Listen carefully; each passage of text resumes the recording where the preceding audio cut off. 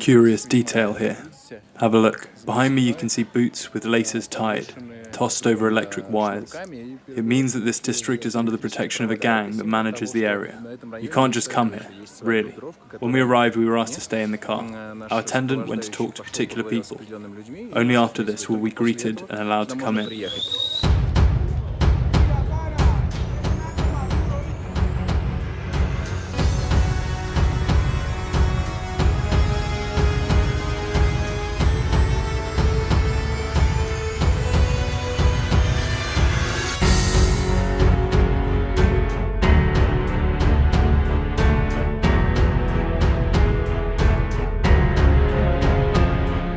Today I will show you how people live in a country where you should only walk the street holding things you are ready to give away to folks with guns, who will surely find you sooner rather than later. Today we will visit the most terrifying districts where 30 people shot per day is kind of normal. Most of the crimes happen in these districts. Robbery, murders, kidnapping. We will also pay a visit to the local Upper East Side. Huge golf fields, and they are not empty, unlike shelves in the shops. We will find out why a portion of fries in McDonald's costs $130. When you eat these fries, you're getting from time to time this stuff which is unchewable. It tastes kind of like wood. We will also visit the Venezuelan carnival.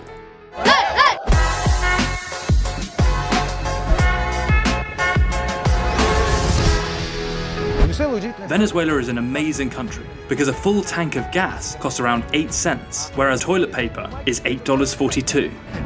Venezuela is an amazing country because it has one of the richest oil reserves in the world, yet the income level per capita hardly climbs over $10. By the way, I was really lucky with the drone shooting because now in Venezuela, you can really go to jail if you're caught flying one. Recently, there was an assassination attempt on Maduro. A drone flew as close to him as possible and then exploded. Since then, anyone with the drone has been arrested. That's why I'm sincerely grateful to our cameraman. By the way, people, at the end of the video I will run a contest with prizes that I've personally brought from South America. A collectible bottle of rum, 1 bolivar that is super hard to find now, and I will say why. My name is Leodov, and you know me from the People channel. Now I will show how people live in the most unusual places on the planet. Subscribe and like the channel right now. This is our program, How People Live. For the second year in a row, analytics company Gallup has been listing Venezuela amongst the most dangerous countries in the world. The number of murders per 100,000 citizens is 81.4. If someone stops you and demands money or something else, just silently raise your hands and give him all you have. I heard it's better not to look them in the eyes, because the number one rule is, if there's too much hassle and it's easier to shoot you, he will simply shoot you. These cases are hardly ever cracked. It's actually getting darker in the street now, and I'm walking with a phone in my pocket. No match to holding camera on the head level. Like, who would even notice? You probably shouldn't do that.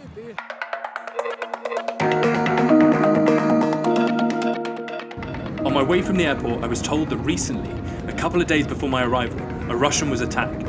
He was just walking to the shop, not suspecting any threat. He tried to resist and was eventually hit in the forehead with the butt of a gun. As a result, brain concussion, and all the money he had was stolen. Another story happened to a delegation going by car. They were stopped at the traffic light, and while the criminals were trying to take off the wedding ring, apparently gold, they broke the man's finger.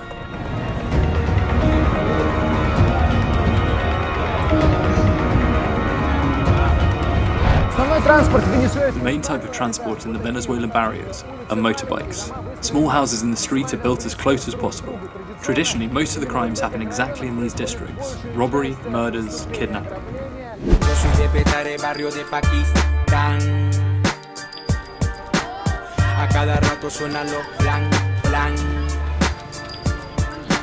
The situation is so drastic that a couple of years ago, Venezuelan military were ordered not to drive in the nighttime because the robbers would hunt them to get a free load of Kalashnikovs. The same order instructed the military not to use mobile phones when standing at traffic lights during the daytime. Actually, traffic robbery is typical not only for Venezuela, but for all of Latin America, especially for Brazil. Tourists usually go to the local favelas with attendants and for cash. For example, in the Petare district, 30 killed over the weekend is around normal. This is how a typical shooting in a Venezuelan favela looks. One group is on the roof, a guy falls after a gunshot. Another one is hiding behind the corner of a house. For you to see how habitual such a mess is for the locals, have a look at the guy in shorts. First he runs around with a gun, then he gets tired, comes over to his house, has a relaxed chat with his wife, then simply takes the plate to eat some porridge, and apparently waits for the police. Most of the killings in the barrio result from the fights amongst local gangs, so the police don't even bother. I heard you can rent a revolver here for $60 per day, but judging by the situation, I don't really trust these numbers. I think it's much cheaper. Other districts are pretty peaceful in the daytime. The center of Caracas doesn't look like a district in the world's most dangerous city at all, though statistically, Caracas does top the list. A couple of kiosks with ice cream, but people live in, to put it mildly, simpler conditions. Look how I live. I have a cable TV here. We don't have electricity now, but we're waiting for it to be switched on. Really, there's a TV under a shelf with watermelons, plus a couple of suitcases on the counter. This is my kitchen. Here I cook a bit, mainly something fast. He washes in this barrel, but there is no water now, as well as electricity, so there is a candle on a shelf, most probably from the church. Showering here is actually complicated. In 2009, Hugo Chavez, ex-president of Venezuela, forbade people from showering for more than 3 minutes. There are people who need to wait for the water to heat up. Why? What for? So they switch on water and let it run? Drinking water? Every minute of it is a criminal act. 1 minute for soap, 1 for shampoo, 1 to finish up. I counted 3 minutes, and I don't stink. Until now, you can't always get hot water, and not everywhere. And now 5 seconds for you, friends, to guess how much this man earns per month. $3, $30, $130, or $300? You know, I travel a lot and I visit many places which are not supposed to be for tourists, and this is why sometimes I live in the conditions like this, which are more or less the same to the guy that you just saw. And sometimes I don't even have like 3 minutes, like Mr. Chavez, for the shower. And in this case, the only way for me not to stink and to be clean and to be ready for anything in my trips is Manscaped. Manscaped created the world's first all-in-one manscaping kit that makes manscaping safe and easy. To be honest, I'm excited to be one of the first to receive the Lawnmower water-resistant body trimmer, the only trimmer on the market made with advanced skin-safe technology which reduces nicks and cuts from manscaping accidents. It's got a powerful 7000 RPM motor with quiet stroke technology, premium 90-minute battery with a rapid charging dock powered by USB, cordless and water-resistant, which makes it perfect for trimming in the shower. Plus, for a limited time you get 2 free gifts, the Shed Travel Bag and the Manscaped Anti-Chafing Boxer Briefs. When you purchase the new Perfect Package 3.0 kit online at manscaped.com, you also get a replacement blade refill for your lawnmower trimmer delivered to your door every 3 months. Get 20% off, plus free shipping, plus 2 free gifts when you purchase the new Perfect Package 3.0 kit with my code PEOPLE20 at manscaped.com. There's a link in the description to get Manscaped products, so please follow and don't think, even if you have a shower which lasts 3 minutes or less. $1 million bolivars. The owner of the shop is my brother. My duties include security. I help as an unskilled laborer. $1 million bolivars is almost $300, which is a crazy amount salary for Venezuela. Honestly, I didn't even believe it at first, but our guide assured us that this is a central fruit store, and the numbers look real. Despite the crisis in this country, there are almost all the biggest American chains here. For example, Wendy's. I personally love burgers there, better than in Mackie D's or Burger King. Shame Wendy's closed in Moscow. There's also Pizza Hut, and I'm not only talking about the capital. For example, here's a Burger King in San Cristobal, a town with a population of 300,000 people. It is on the border with Colombia. There is literally no one here. I really don't get how come this Burger King operates at all. One burger here costs around $7, so you can buy 1.5 burger for a monthly pay. There is not a single soul here. And what's curious, the kitchen doesn't work either. It works somehow partially. I mean, I come and they promise that they will make me a burger. At the same time, they don't have any intermediate products for burgers. Like, there are no buns, no potatoes, there's no salad for sale. There he is, the only person I saw in Burger King except for us for 3 days that we've been staying in a hotel nearby. And guess what he's eating? What he brought with him in a container. It appeared to be a local employee. What's funny is they've actually built the shit for queuing. They found it somewhere, placed an order. It's not that simple here in Venezuela. They spent money. So please, line up everyone. A lunch for 3 people cost us around $40, $13 per person. Very expensive. Fast food in Venezuela is generally very expensive. For example, my dinner at McDonald's. Yes, in order to stay chubby, I eat dinner at McDonald's. Always honest with you guys. A combo with burger that looks like a classic Big Mac. The original Big Mac was withdrawn from sales because it's impossible to produce here. The central bun that separates 2 Big Mac meat patties. This dinner costs 24,000 by 3 equals 8. $8. Let's see what kind of Big Mac that is.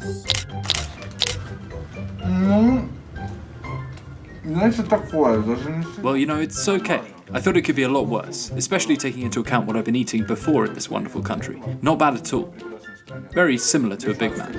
A Big Mac costs 14,000 bolivars if you buy it separately, a bit more than $3. Venezuelan Big Mac costs 2 times more than in Russia. As for the fries, it's an interesting thing and it's really different. Why? Because it's not potatoes. The thing is, potatoes in Venezuela are extremely expensive, almost $2 for a kilo. The so-called fried potatoes are made of a root plant called yucca. The taste is kind of similar. Of course, you sense something different, but generally it's similar. Venezuelan McDonald's once calculated that if they used real potatoes, then one portion would cost $133 US. It is generally impossible to understand the prices in Venezuela. For example, in the lobby of our hotel, 1 shot of whiskey costs $58. 1 shot, not a bottle. No surprise, alcohol in the bars is protected even from staff by measuring tapes, so that they don't overpour it or pour it off for resale. It is more expensive to eat at the food court here than in a restaurant. For example, a venue attended by all the embassy employees, it looks very expensive. A piece of meat is around $10. At the entrance, you are greeted by a bottle of vodka from Roberto Cavalli for a crazy $30, 3 months salary. There's also a sign asking to take your gun out before entering the restaurant. Before 2012, guns were sold here like mangoes, literally on every street corner. New laws allow only the sale of guns to military, police, or employees of the security services. But since the adoption of the law, the number of guns amongst the civil population has skyrocketed from 3 to almost 6 million. Most of the weapons, of course, end up in the arms of criminals. Venezuelan mafia clans' network today looks as follows. There are 5 types of gangs. The first one is colectivos, the guys on motorbikes. They usually control the districts that are dangerous for ordinary policemen. Politically, they are supporting the ruling regime. The second type of gangs are the so-called pranes. Prane is a slang word for a leader managing the gang from behind the bars. They collect common money by robbing people on the streets as well as in the gold mining areas. People there earn relatively well compared to the rest of the country. The third gangs are the so-called Las Magabandas. This is the most qualified gang. They do not only do robbery but also securities fraud. The fighters, by the way, have access to military weapons. Fourth type of gangs are paramilitaries, half-military organizations that operate at the border with Colombia, especially involved in smuggling. The fifth gang are ex-members of the National Liberation Army. They fight in the woods with TNT and rifles, the ideas of Marx, Lenin, and Bolivar. Venezuelan favelas are called barrio, which means district in Spanish. But the point is that these are the poorest areas, literally slums. They grew on the cheapest land in Caracas, hills and uplands. Till today, only the poorest live here. These are the areas where monthly salary barely reaches $10, so financially all is down. That's how the locals meet up. A shabby box with small gates where guys are playing football.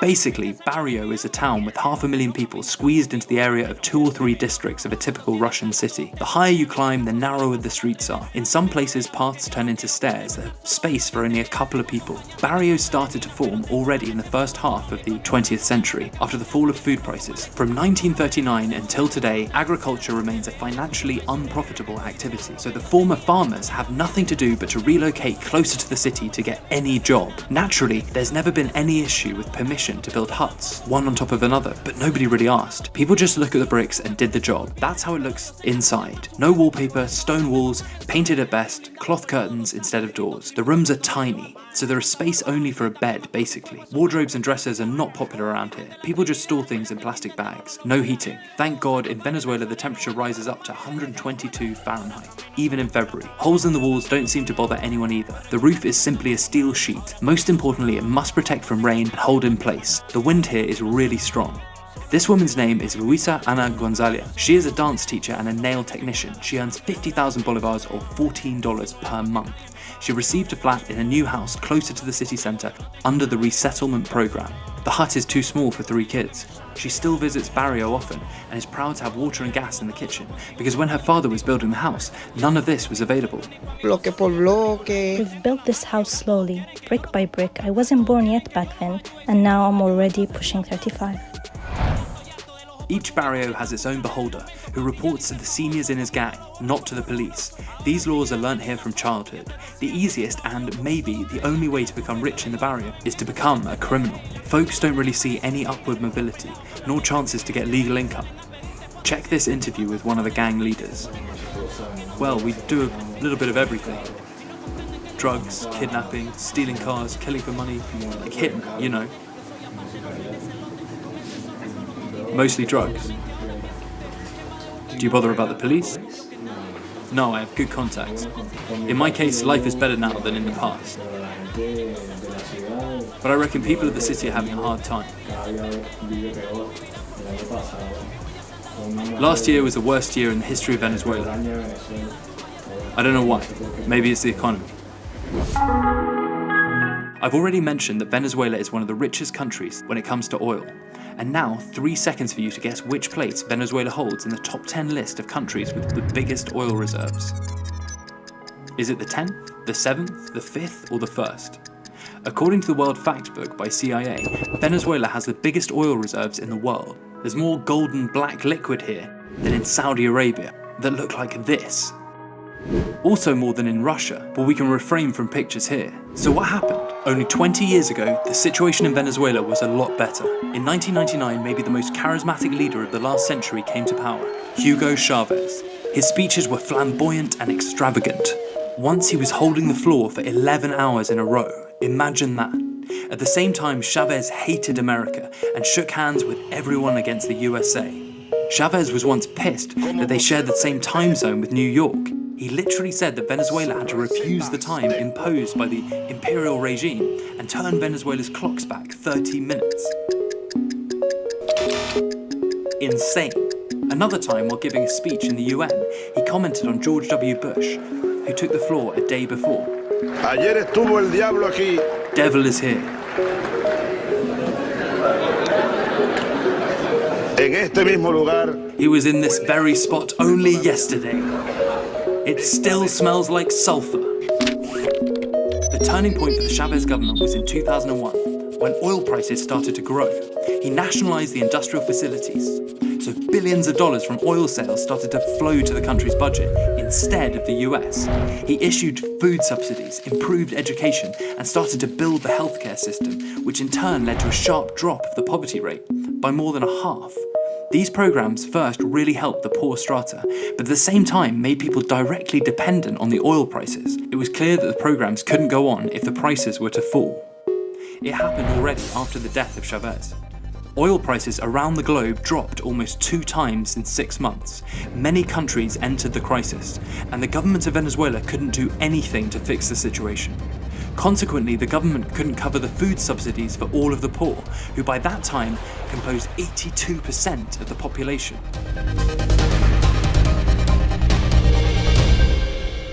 Is it true that there's a limit in shops on how much one person can buy?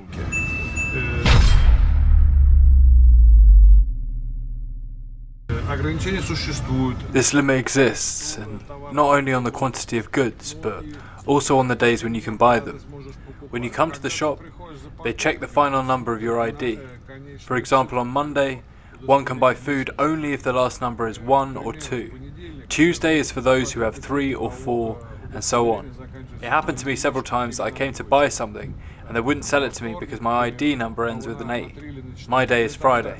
So if you come on Tuesday, you can't buy anything. Only one day per week, right? Right, only one day per week. People start to queue since 5 a.m, so many have to ask for leaves at work. The government of several regions even legally forbid people from standing in the lines because it's not safe. Caracas gives an impression of the city with endless lines. People are queuing almost everywhere. From the mobile stores where people wait for half an hour, to top up their phone. You can't do it on the internet or any other way. The longest food line was filmed by the AP agency in January 2015. Endless zigzags. The typical queue is a bit shorter. In order to get this shattered counter wrapped with duct tape, yes, nobody cares about replacing the glass. People have to stand for hours. Even if I can't come on Friday and I can't buy 5 kilos of food, the rule says 2 kilos, that's what I get. What kind of products are you talking about, namely? I mean products under the government control. The prices are controlled by the government. It's rice, pasta, grits, corn flour, coffee, sugar, the main food products. And as I understand, the prices are also limited. Yes, that's why you can't buy it anywhere. Speculators buy the products and resell them there behind the corner. But it's 10 times more expensive. A kilo of sugar costs $1.2. For comparison, a Russian grocery store, a kilo of sugar costs 3 times less. Pasta costs the same, $1, but you have to bring a bag to buy it. So a kilo of sugar is $1.20. In Russia, it's 50 cents. Wheat flour costs $1 in Russia, from 0.5 rubles, and so on. Is it true that people are paying with food now? For example, for car park? Yes, it's true. Yes, prices have risen sharply. Can we talk about the deficit of products in Venezuela? Answer for yourself. Write me a comment. Meanwhile, I will show you the situation the way it is. Here is a real empty shop with shabby shelves, rotten fridge with empty bottles. People still collect bottles here and deposit them. The only food sold in the shop are green bananas at an unbelievable price of more than $2 per kilo. It's 20% of the salary. Imagine if a kilo of bananas in New York cost $850. 10 minutes from here, there is a big supermarket with security at the entrance. Here, the shelves are stocked. Curious fact, there is no Sprite in Venezuela. It's called Gelato here. There's no Fanta, it's a local hit. Coca-Cola is sold, but the word itself means basically any sweet sparkling beverage. The word is denominative. Actually, since nobody really cares about the copyright violations, there is a lot of fake Pepsi and Coca-Cola. These beverages are not the same and taste horrible. As for the real Coke, a 2-litre bottle is extremely expensive, $2.70, 25% of local salary. Honestly, I thought the prices in Russia are the fastest growing, but it appears that's not really the case. It's not that I'm so happy about comparison with Venezuela, but in 2018, prices here rose by 6,000% in a year. At some point, the government tried to follow the prices. In 2012, there was formed an equitable price committee that was supposed to oversee the evil capitalist businessmen and prevent unfair rip-off of the population. Maduro once got pissed that a dishwashing machine cost $8,000, so he sent the military to the shop, who set the price 10 times lower. People rushed to buy out the whole stock, while such big players as General Motors, Toyota and Ford left the market. But automobile and oil tycoons are next to nothing in Venezuela, compared to those who, drumroll, produce toilet paper. No jokes, really, it is a pure luxury, only affordable by the very rich. One roll of toilet paper costs 21,000 bolivars. If we divide that by 3, we will get $7 per such roll. For 1 month's salary, you can buy 1 such roll. 70% from the salary in New York, this roll would have cost $3,000. There was a meme in Venezuelan social networks recently. It also appears in ours. The Venezuelan military were awarded with toilet paper. Now I understand that it's not funny, and it's actually true. Paper deficit in the country reached such a scale that the government extended all passport terms by 2 years because they simply didn't have enough paper or ink to print new ones. In September 2013, the BBC reported that the National Guard took by force a private paper cellulose factory to avoid the total deficit. People save on paper even when it comes to napkins. Show the napkins. It's like they cut a newspaper. What is it even? It's like the one used to print newspapers. They just cut it, but you can't really use it. You know, I think even back in the USSR, the paper we had was better adapted to interact with skin. This one is all glossy. It doesn't soak anything up. Looks a bit of a mockery. Eventually, it got to the point where a rectangular piece of paper to print banknotes was more expensive than the banknote value. It simply became unprofitable to print money, especially taking into account the sky-high levels of inflation. For example, last year the inflation rate reached 1,300,000%, so the money was now easier to weigh rather than to count. This wad of cash was paid in summer 2018 for a whole chicken, a bit less for a kilo of carrots. That's a bunch to buy our favourite toilet paper. The government implemented currency redenomination and cut 5 zeros, so 1,000,000 bolivars turned into 10. So today, fewer banknotes are printed, plus people started using debit cards. Still, Visa or MasterCard are not accepted anywhere. You'll hardly find a single place accepting cards out of the capital. We had a day at the border when we couldn't eat at all because we ran out of local money, and nobody accepted neither dollars in cash nor cards. Since then, any shop accepting cards was a little bit of heaven for me. If you pay by card, you'll be asked to enter the number of your internal ID. At first, we tried to explain that we're foreigners and we don't have internal IDs, but eventually started to enter random 7-digit numbers. It's a lot easier. Before you leave the shop, a special man will check your bag to make sure you've paid for all you have. Then he'll stamp your bill. By the way, paper bills are a sign of a rich shop. There is a huge supermarket, and haven't seen such even in some of our cities. The system is usual. You take fruit, for example mango, put it into a bag and then weigh it on a scale that looks like this. Naturally, there are no stickers indicating weight. One such paper sticker will be more expensive than all the mangoes I've picked. As for meat, you can buy it on the market. Here are some funny folks carrying half a cow. There are no trolleys, so they have to run around with 50-kilo carcasses on a shoulder. In this section, you can buy chicken, rooster, and attention, pigeons. Sacrifice cults are very popular in Venezuela, and pigeons are used exactly for this purpose. Today, the poor not only eat pigeons, but even hunt the street animals. Here is a person carving, most probably a cat. At the same time, you can't say that there is no meat in the shops. Please, even a small shop has a fridge with a huge bulk of ham, but the prices are crazy. $37 for a piece. Who could possibly buy it earning $10 per month? Also, every shop, cafe and restaurant here has its own dollar rate set by the owner. Having dollars is complicated, and if you arrive with only a card and without cash, you are fucked, for lack of a better word. You can withdraw only 1,500 bolivars per day, or 50 cents. Plus, you have to survive in a line like this. The thing is, there is no such thing in Venezuela as dollar rate. There is an official rate. The government at one point decided that $1 must be equal to 10 bolivars. But this rate is only available for those in the government, officially, to import medicine and food. Common people can't exchange dollars at all since 2013. Since 2003, one has to obtain a permission from the government to exchange currency, and only if the purpose is for travelling or study. You have to gather a set of documents, a return ticket, confirmation of the purpose of stay. This set is gathered following very strict rules up to the choice of folder colour. You need to also have a credit card, which here will take you about 3 years to obtain. The card also has to be issued not less than 6 months before application. A jury gathers and decides if you can exchange bolivars to dollars or not. Naturally, these vouchers were resold, which in turn spawned fraud and corruption. There is a dollar black market that shows the real cost of bolivar. It is hundreds of times less than the one set by the government. Authenticity of dollar banknotes is strictly supervised. For example, if you pay cash when checking into a hotel, your banknotes will be copied and you will be asked to sign the copy. Looks really funny. If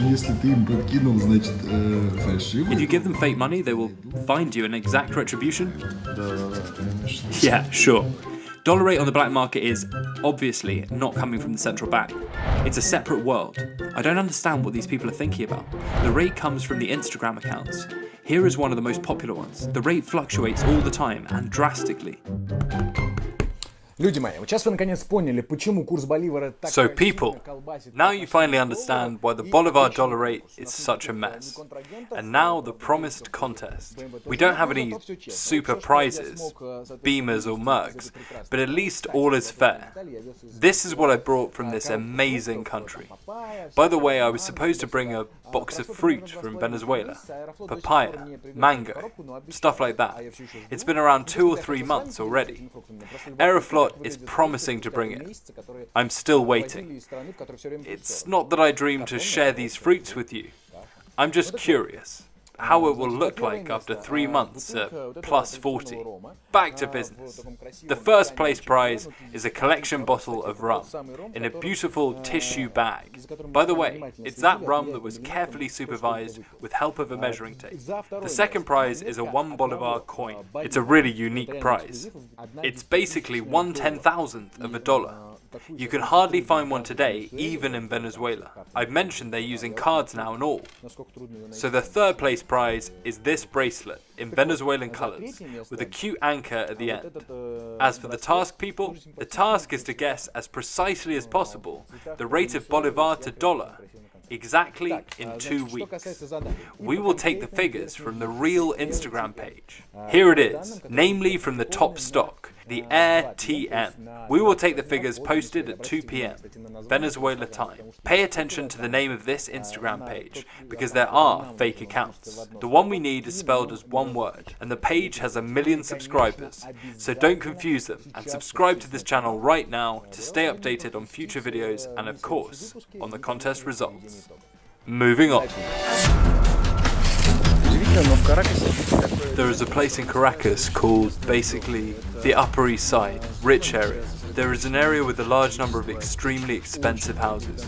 We were just driving by, and every house has a huge fence, just like in Russia. Here we also find huge, really massive golf courses. And see, they are not empty, unlike shelves in the shop.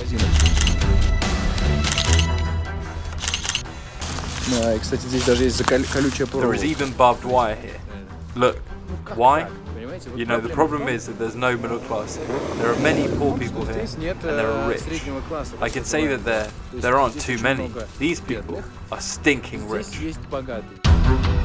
Corruption in Venezuela is unbelievable. In order to get a passport, a place in a kindergarten and so on, you have to know someone, who's friends with someone. That's the price list my Bloomberg colleagues got on WhatsApp. $4,500 to get a passport in 2 days. $400 for a Chilean visa, from 5 to 7,000 to delete a criminal record. $100 for a stamp providing college diplomas. Corruption erodes even the most important parts of the system, built by Chavez. People line up to get a food package from the government. Well, I don't know. It depends. These packages cost 10, 20, 30 times cheaper than the shops. You mean cheaper than the speculator's price? Yes.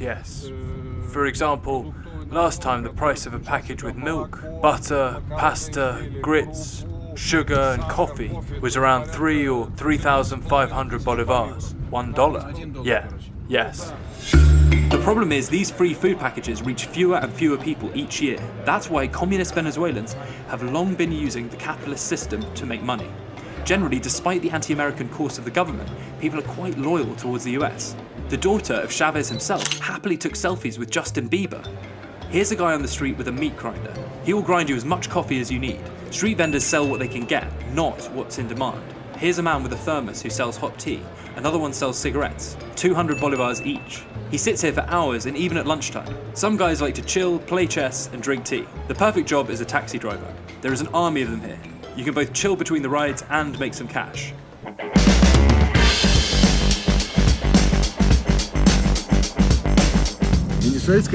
Here we are in a Venezuelan taxi. Next to me is the driver, who looks like he's about 70. Buenos días. Perfecto. He has a fantastic mirror. Si este taxi tiene todos los I'm not 100% sure what he's talking about. All Venezuelan taxis are equipped with cameras. Look, there really is a camera. Most probably it doesn't work. It monitors the cabin, doesn't monitor shit, and registers the fare of the driver. All money is siphoned off.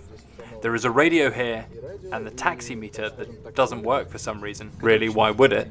The point is that Maduro, the acting president, is trying to win more votes among taxi drivers. He started to give cars a discount price, so the drivers could work, but under the condition that the fare would be socialistically small. They didn't quite observe that, but generally, somehow, it works. If you have a pickup truck but still want to work as a taxi driver, you're welcome. Here are 6 people packed into the back of a pickup. Standard practice. Here's a guy riding in an office chair. Our taxi driver, for example, got a flat tire. but he doesn't think about going for a service. He's finishing the ride. There are expensive cars in the city. They are kept behind tall fences with barbed wire. Most of the cars in the streets are old, shabby rattletraps. I saw 2 cars with a muffler literally dragging on the ground behind. And the drivers just kept on going. Doesn't look like it suddenly fell off, it's just normal to drive that way. Anyone who can get any car is a taxi driver. People torment their cars till they fall apart. Look, we're at a gas station. Gas costs 6 bolivars per litre. Full tank, around 8 cents. Cheap petrol is kind of a socialist achievement since oil is national, so if you forgot to take your wallet, you can just come and ask to fill the tank for free. Most probably you won't be denied. Oh, on the one hand, it's wonderful. On the other, despite enormous amounts of oil in the country, its production is rapidly going down because it requires technology, financing, and so on. Locals don't usually allow taxi rides, so they use buses. It's also almost free. A bus ticket costs 100 bolivars. We paid 100, didn't we? No matter where you go, right? So you pay 100 bolivars and go anywhere you need. No, not to another country. It's 1/13 of a dollar, around 3 cents. That's how the bus looks. There's no air conditioning, of course. The seats are fine, quite comfortable. The door is always open, because people are constantly jumping right to the bus. So it sometimes doesn't even stop, just slows down, they jump on, and the bus moves on. Today, the streets of Caracas are packed only in case of protests or during the carnival.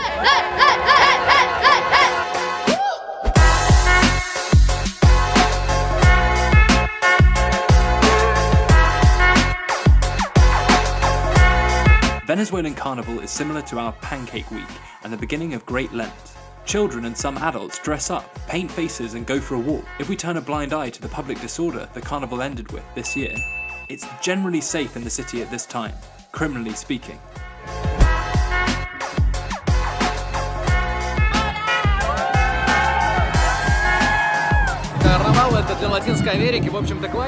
Carnival is classic for Latin America. But I should say that the Venezuelan one is very different from... Jesus, someone just threw confetti right into my mouth. It's probably from the ground. See? All the floor is covered with these confetti. Well, not much you can do. Throwing confetti is a Venezuelan tradition, only there usually isn't money to buy new bags. That's how it's done. And then they kick the confetti around again. It's made of some really hard cardboard. Usually you're just walking the street, someone jumps up, pats you on the back, and throws a whole bunch of those things right into your face when you turn around. Well, those who throw it have fun, yeah, but honestly, it's not so pleasant. Still, the atmosphere is generally very cool. Actually, till 2013, Venezuela hosted lots of tourists, and before that many people were dreaming to get here, and not only from Latin America, but also from the US.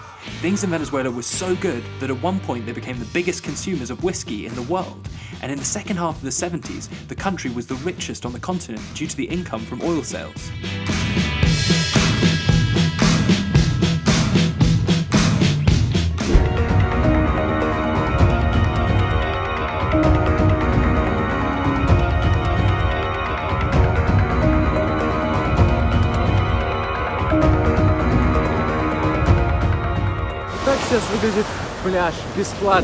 That's how a free city beach looks like now. It's a beach in Caracas. The saddest part is the infrastructure here is basically absent. The shore itself is quite clean, apparently because the water somehow managed to wash away all of the stuff. That's the only infrastructure you'll find here.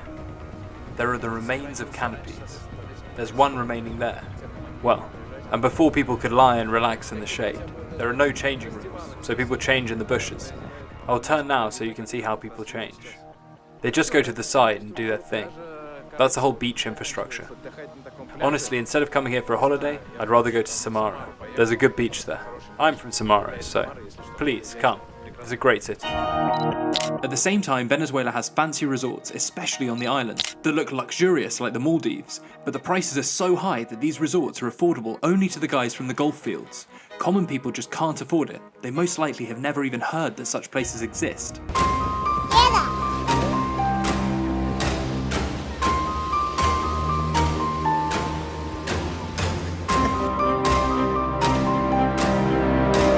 All this is extremely sad because Venezuela has an unbelievable potential for tourism. The world's highest waterfall, for example, is right here. If you thought that it's Niagara Falls, which we will cover soon in another video, so please subscribe now, then you're wrong. Angel Falls is 1 kilometer high. Water is sprayed out in tiny bits that form fog. I will leave a link in the description where the waterfall is shot in 360 8K format. Highly recommended.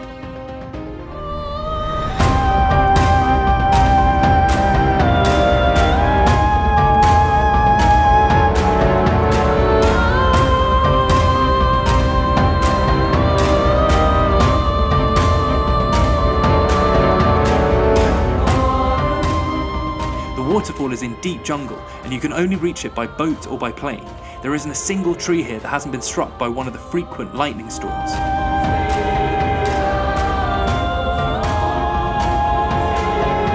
Another breathtaking place is Roraima. It looks like a shot from a sci-fi movie.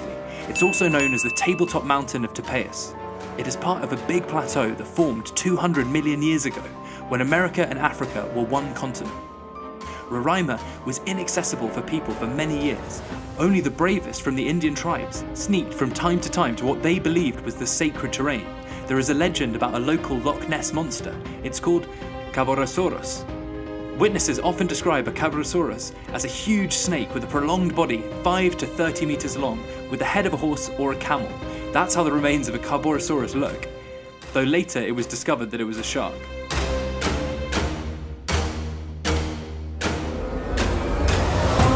So you sit peacefully, and suddenly the electricity is off.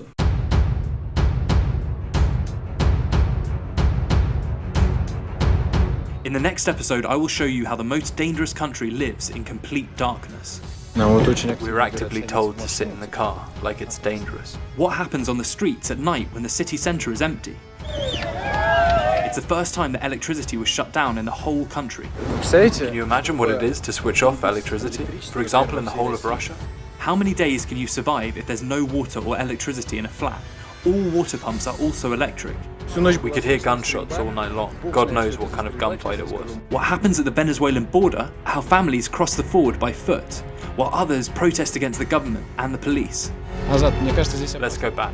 I think it's really dangerous. They burned that truck that's still on the bridge. How does it feel like to fly from a powered-down airport? It's like a sauna. Blood, sweat and tears. There will be a protest or a breakthrough because people have already been queuing for hours, and by looking at this line, they'll be standing here for another 20.